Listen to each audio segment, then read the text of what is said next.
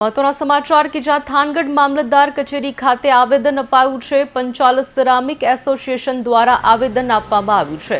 Silicosis medical કેમ્પમાં લોકોના સ્વાસ્થ્ય સાથે ચેડા કરવામાં આવતું હોવાનો ખુલાસો થયો છે। લોકોના ખોટા રિપોર્ટ બનાવતા હોવાનો પણ આક્ષેપ કરવામાં આવ્યો છે।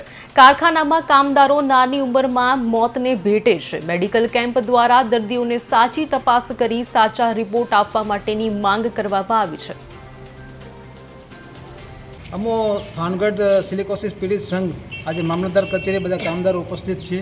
આજે મામલતદારશ્રીને અમે આવેદનપત્ર આપ્યું છે કે થાનગઢમાં જે સિરામિક્સનું કામ ચાલી રહ્યું છે એમાં અંદાજે લગભગ 300 ઉપરાંત યુનિટો કામ ચાલી રહ્યા છે। હવે આમાં મોટાભાગના જીવલેણ બીમારીના ભોગ બને છે કામદારો।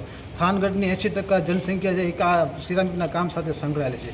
હાલમાં જ અમને જાણવા મળ્યું છે અને આજના દિવસે ભાસ્કરમાં પણ એક રિપોર્ટ આવ્યો છે કે સિલિકોસિસનો થાનગઢમાં કોઈ કેસ છે નહીં, પણ અમે તપાસ કરતાં જ્યાં સ્થળ ઉપર જઈને તપાસ કરી તો કારખાનેદારો અને ફેક્ટરી અધિકારીઓનું એક પ્રકારે સેટિંગ જોવા મળ્યું।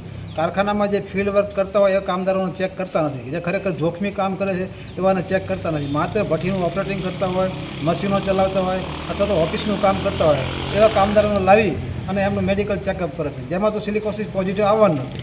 પણ જે ખરા અર્થમાં જે અંદર જોખમી કામ કરી રહ્યા છે, જે ફેક્ટરીનો જે સિરામિકનો કચરો જે લોકોના ફેફસામાં જઈ રહ્યો છે અને આ સિલિકોસિસની ગંભીર બીમારીનો ભોગ બને છે એવા લોકોને ચેક કરતા નથી।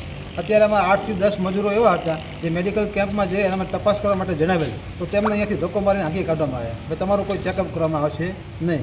એટલે આ એક મેડિકલ ચેકઅપનો કાર્યક્રમ એક પૂર્વ આયોજિત સેટિંગ કરેલો કાર્યક્રમ છે। સાચા જે દર્દીઓ છે એને ચેક કરતા નથી। આ બાબતનું અમે જે આ ગેરરીતિ ચાલી રહી છે એ બાબતની જાણકારી અમે મામલતદારશ્રીને જણાવી છે।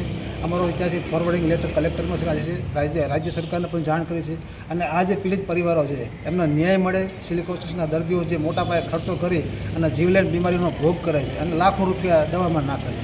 આ મજૂરી કરતા કામદારો છે એમની પાસે આર્થિક જોગવાઈ હોતી નથી, પૈસા ક્યાંથી લાવે? એટલે આ બાબતની બધી અમે સવિશેષ રજૂઆત કરી છે મામલતદાર સાહેબને।